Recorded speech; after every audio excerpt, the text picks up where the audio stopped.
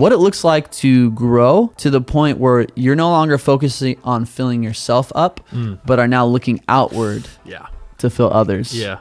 Jesus, he calls us to make disciples of all nations, going and baptizing people, but that's done through love. Like, that's done through relationship. That's done through connecting with people. Hello and welcome back to another episode of the New Life Young Adults podcast. We are talking today, we are in a two-part series on discipleship. By the way, my name is Zach. I'm here with Abel. What's up? And we're here in our second episode in our just two-part discipleship kind of series. We wanted to chat a little bit about kind of inward or interior discipleship, making sure we are being discipled and growing. And today we're talking about outward discipleship, which we're when we say that, we mean making disciples of people around us, contributing to the discipleship of others. Yeah. So we kind of had defined and talked about discipleship as the process, the relationship, the reality of being formed and shaped by someone or something into someone or something. We talked about the reality that regardless of whether we realize it or not, we are all being shaped and formed by something, the things around us, the things that we take in, the people we look up to and interact with, the things we watch online, the podcasts we listen to, and they are shaping us into something. And we want to ask the question intentionally, are those things shaping us into what we should be shaped into, what we want to be shaped into? Yeah. And so we talked about that in 2 episodes ago.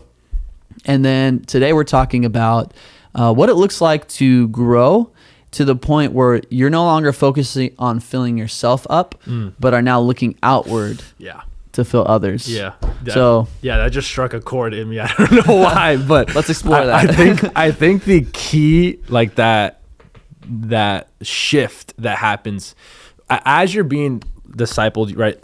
You're a new believer and you're getting poured into, mentor, discipled.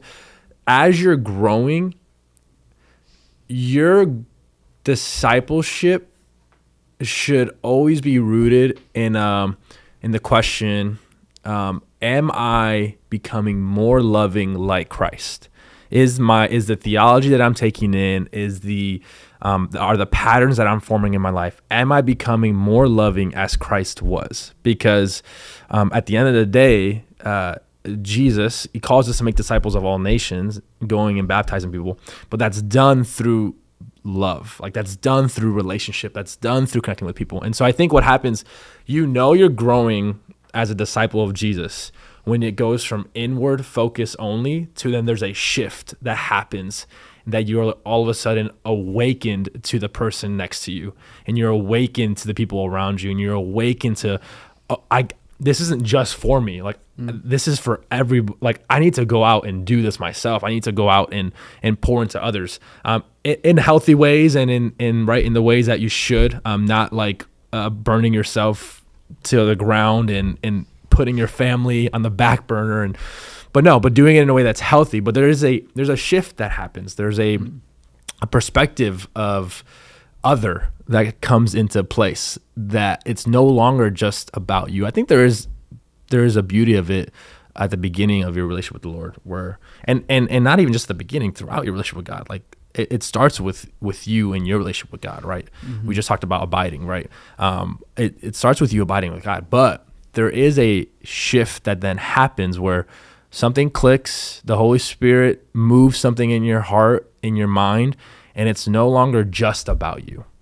It's about the other. Yeah. Right? Yeah. That's such a great thing to point out, because I feel like, we love tension on this podcast. There are lots of tensions, lots of tensions in life, lots of tensions nuance in scripture and nuance. Nuance is one of my favorite words of all time. Same. And there's this tension where there's this both these individual and relational and communal aspects of our existence. I was going to say faith, but of our entire existence. We are both individuals, and our identities are formed through relationships. We define ourselves in relationship to other people and other things even. And discipleship can sometimes get stuck. And especially as like, Americans can be very focused on individualism. Yep. In the West, we get focused on individualism, and we can get stuck there. And I like what you said. You're growing. Yeah. It's a sign of maturity. Yeah. When you begin to look outwards towards others and say, hey, I'm not just here for myself. How can I love the person next to me? How can I lift this person up towards Jesus and encourage their walk? Yeah. In being shaped and formed together. Yeah. It is interesting that one of the last things that Jesus says to his disciples, according to scripture, is go and make disciples, right? And so it's almost like, hey, you just spent all this time with me, and we spent some amazing 3 years growing together, learning about each other, you guys learning about me, dying for you, resurrecting for you. Like, we just spent all this time together and growing this following of the way and of the life of Jesus, of the person of Jesus. And now he was like, it's almost like he did that first shift of perspective for them. Like I'm assuming they had some understanding that there was like an other in mind, right? Because Jesus was calling people and there was crowds gathering. And so they had some perspective of that. But then why does he intentionally then go and say, hey, now go and make disciples all nations? And then in Acts 1, before he ascends, he says, go to Jerusalem, Judea, and the rest of the world to make disciples, right? And to teach people about the gospel. Well, why does he, if the other was already in mind, why does he intentionally take the time to then shift the perspective of the disciples to the other? I don't know. That just struck me. Yeah.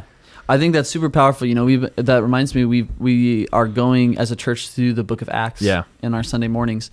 And I've been reading a book along with it, a commentary by Willie James Jennings. And he says in it that Acts is all about joining. It's all about joining, the Spirit joining people together. And that was a challenging thing for the disciples. I'm pretty sure when they heard go and make disciples of all nations, they thought go and make disciples of all Jews and all nations, all Jewish people. And in the book of Acts, you see this like difficult transformation of realizing, oh, Jesus wants me to go to the Gentiles, the nations, the non-Jews, the people who are not my people, the people who I have spent my life kind of hating and thinking of as my enemy, the people I've been avoiding. And the Spirit, which is poured out into the disciples to empower them to fulfill this mission, is one that brings them into difficult, uncomfortable, and intimate spaces so that they can join with others and pour into people that they never would have thought they would have been called to pour into. Yeah, and it's you think about it all throughout Scripture, the Old Testament, God's mind is always for the other, because he chooses Israel as his people. But what does he tell the Israelites? Tell them that I'm choosing you to show others my love and my care for you and how much I love you. I want you guys to be the people that represents me in the world. And so God has always, it's us who become selfish and become totally self-centered and self-focused. And the Israelites were definitely not blameless in that. They had their faults as well. And so throughout time, they're hearing, oh, we're God's chosen people. We're God's chosen people. We're God's chosen people.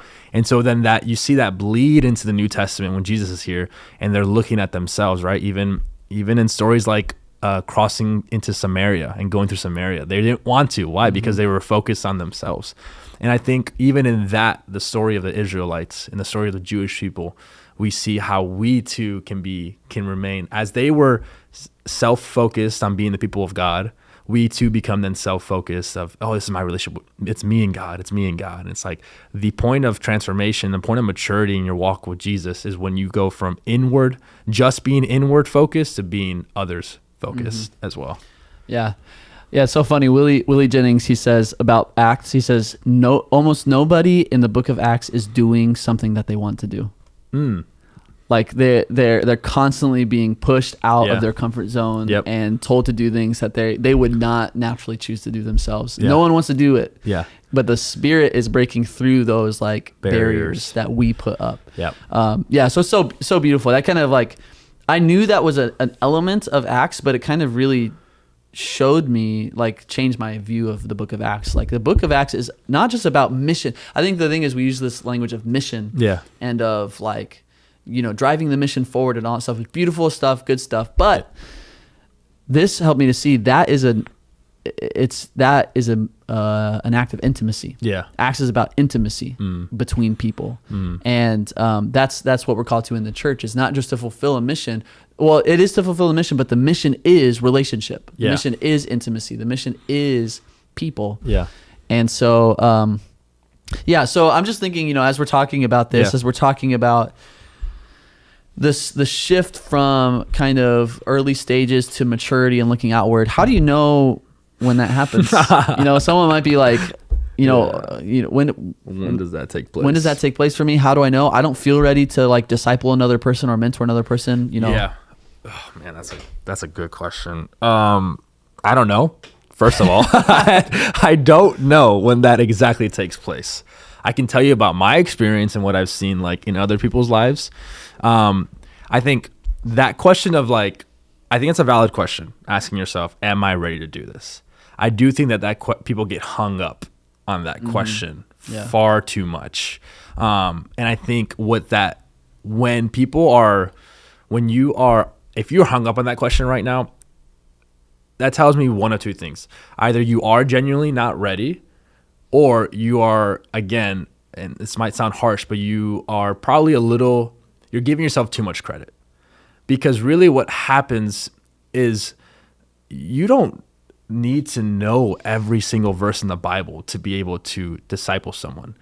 Discipleship comes down to relationship. We influence each other through relationship. And so if you're looking to pour into someone, don't ask yourself the question, can I do this? How willing are you to do it? I think it's a better question to ask. How much? Because it requires sacrifice. It requires vulnerability. It requires humility. It requires love. And so if you're answering this question, it's like, well, I'm ready to sacrifice for others. I'm ready to give. I'm ready to be vulnerable. I'm ready to be authentic and to share my process and my journey with someone. Then I would say you're ready to look outward and look at discipling others. Again, there's nuance to that. Like, if you're really not ready to do it, if you feel like you're still in your process of healing, or because a lot of times people don't talk about is when you come to Jesus, like, great, you're saved, but then you also have, like, baggage that you're bringing with you, and that takes time as well to figure out, to sort through, and to work through as well.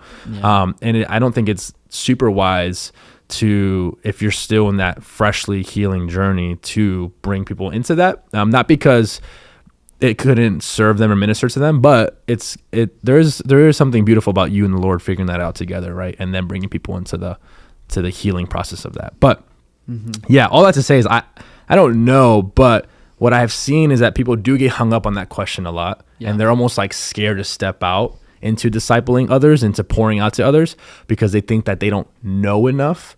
But it's not about knowledge.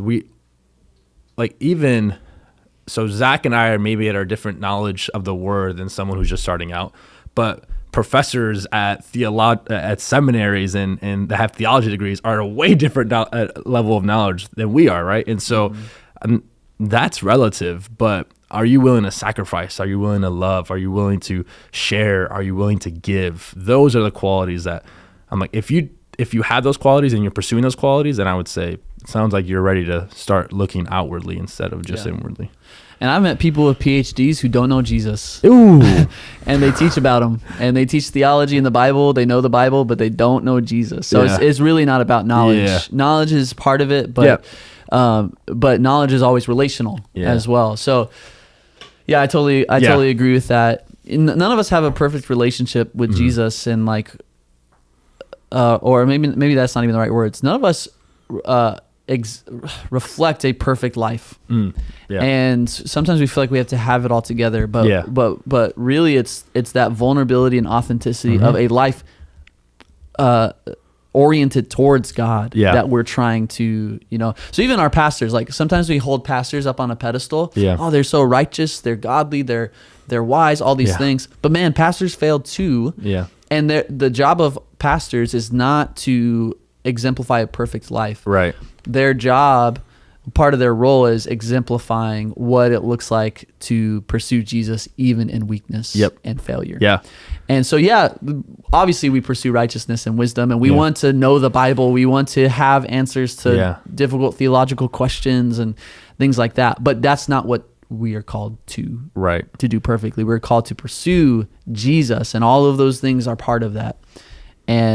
But like discipling another person means admitting like, oh dude, I've had to apologize to people I've mentored. It's like, oh man, you saw me in a point of weakness. And I just want to acknowledge that and say, I let my emotions in that moment get the best of me. And I was tired. And so I maybe I was short with my answers or whatever. And that itself is an act of mentorship and discipleship and saying, hey, I have weakness. Like, would you forgive me as Jesus forgives me? So alleviating the pressure from us is something that's so important, because if we keep thinking that we need to reach that point in order to start discipling others, then we're going to get stuck. And I do agree that there is a phase, like, for sure, you need to heal. There's the renewing of your mind and the habits that needs to happen as you're being shaped yourself. Yeah, there's an interesting phenomenon that happens with the human mind, that we think you can't start something until you're perfect at it. It happens like not just in discipleship, but in like, I was listening to a podcast the other day of a guy talking about this, how he sometimes, as he's coaching people, they'll tell him, oh, I don't want to start this business idea or whatever the case may be, this new idea, because it's not perfected yet. I don't want to release my content because it's not perfected yet. And he said something that was so true, that why not just get incrementally good at it? Why not just start where you're at, and as you're in the process of doing what you're doing, you get incrementally good at it. And so translate that to discipleship and discipling others and being others focused. You may not know a lot about the Bible, to the degree which you want to know. You may you may still have struggles or things that you're working through, right? But you're working through them intentionally. Whatever the case may be, why not start, bring someone along with you in that journey, and get incrementally better at discipling. I did air quotes for those of you guys who are just listening. Better at discipling, because it's not about being perfect. I want to be someone, I want to be a leader, a mentor, a pastor, that don't follow me. Like, I'm pointing you to Christ. If you follow me, I guarantee you, without a doubt, take it to the bank, I will fail you, because I'm human, and it's not about me. This is not about Abel's ministry or Zach's ministry or New Life's ministry, even Pastor Joe, Pastor Mark, Pastor Josiah. It's not about us. Like, if you follow us, we will fail you, hands down. But we will point you to the one who never will fail you. As cliche as that sounds, because it's true. If you follow us, Paul talks about follow me as I follow Christ. Everyone takes that verse and says, oh, like, follow me as I do good and live the perfect life. But no, Paul is saying, follow me as I do good, but also in my weaknesses. And so if you're going to follow me, you're going to see that, oh, Abel doesn't have it all together, and that's okay. But the one who does have it all together is the one that we're pointing you to, and who you're pointing others to as you're discipling them. What you said reminds me of something I was listening to yesterday. It's talking about prolonged adolescence. Oh, I've heard about this. I've read about this. So this is like a mental health kind of, I was listening to, I'm doing this like mental health coaching thing, like certification training. And basically they talk about, what happens is, it's like the idea of like helicopter parents and different things like that can produce prolonged adolescence where young people are developing later than they used to. And part of that is because in the early stages of development, when people are kids, babies and children, we want to accelerate the development there. Oh, my baby's walking, my baby's running, my baby's talking, all these things we want to accelerate. Oh, they're potty trained. All these things. We accelerate those stages of development. But then when they get into their teenage years, parents start to hold back on the milestones of development. So getting a job, getting into a relationship, getting a car, that increased independence that mark like the transition to adulthood are being delayed and Yeah. held back. It's like a horse that is trying to kind of like run for it, but you're pulling back the reins. Right. And what happens is that can delay the development of those things into young adulthood, Yeah. emerging adulthood, as people call it, which I'm maybe you can relate to that if you're listening to this. But so my point is, I feel like that's sometimes what can happen in our faith, in our discipleship, is we get so passionate about our personal development, but we hold back and hold ourselves back from the mature milestones of looking outward to others. Yeah. And so then we get into this prolonged adolescence of spirituality and discipleship, where we are stunting our own growth and stunting the growth of the people around us because we're called to pour into them. Yep. And so there's this kind of interesting, we create stunted disciples of ourselves. Yeah. And God has called us. And here's the thing is, like, when you start to pour into others, it's not an abandonment of your own growth. No, it actually fuels your own growth. It fuels it. I have grown so much in realizing I am responsible for the people around me, and I am responsible to love those around me. That actually points out often the selfishness in myself and the weaknesses in myself, and pushes me to grow. And I even learned from the people I have, like, I see as like I'm mentoring them. I've actually learned from them and been shaped by them, because that's part of our discipleship process. It's not like this weird power dynamic where the growing only goes one way. We grow through pouring out. We grow through giving, and it's a beautiful thing. So we're not abandoning our own growth by pouring out to others, and maybe we're afraid of that, but it's actually the next step of our growth. And we're holding ourselves back from that and holding others from it. If we stay in that prolonged spiritual adolescence. And aren't intentional about moving to the next steps. Yeah, that's good. Yeah, that's really good. As we're talking, we were realizing that there's definitely another conversation that needs to come, because we didn't even touch base on the like how to disciple other people, right? What are the practicalities behind it? But hopefully this is giving you a good glimpse into maybe some of the maybe we're speaking to some of the fears that you're having when it comes to discipling others. Maybe we're speaking to some of the selfishness that we have as human beings when it comes to discipling others. I think what we're trying to do is convince you that, one, it's important to disciple others because, one, we're commanded to by Christ, but it's also so life-giving and so rewarding to pour into others and to help shape the faith of others. I mean, we get to do this on a very practical level when it comes to teenagers, and just over the years seeing how teenagers' faiths have formed, and that to me is super rewarding and super inspiring, just to see that, man, the time that I've spent with them, building relationship with them, the Lord has used to help them develop their own walks and their own relationships with Him, and then that in turn fuels me to continue to grow, because I know that people, I can only bring people to where I'm at, and so as I continue to grow, I'm almost lifting up the capacity level for me to bring people on this journey as well. But yeah, so much to be said about discipleship and discipling others and what it looks like to go from inward to also outward as well. It's the call of the Christian, to be honest. Yeah. So what can you do to be intentional about that transition from self to others, and being more intentional about that with the prolonged adolescence analogy? It's like, if we just wait until the person's 18 or 21 or 23 or whatever, and they're like, all right, here's your car, move out. Here's, get married soon, start having babies, finish your education, all this stuff, all those things come in at once, and then it creates like they're overwhelmed and all kinds of other problems, right? So what does it look like to be intentional about starting to transition? Maybe the first transition is just accepting that it's possible with the Spirit who is pushing you to join others and into intimacy with others. And so what does it look like? Okay, maybe our 16-year-old, maybe we can help them start applying for a job. Maybe we can start, driving with them and they can get used to driving and take driving tests. All right, though, we're going to help them to finish their education. All right, now that they're 18, we're going to move them out. The transitions can happen earlier and over time to create a more healthy kind of process. Yeah.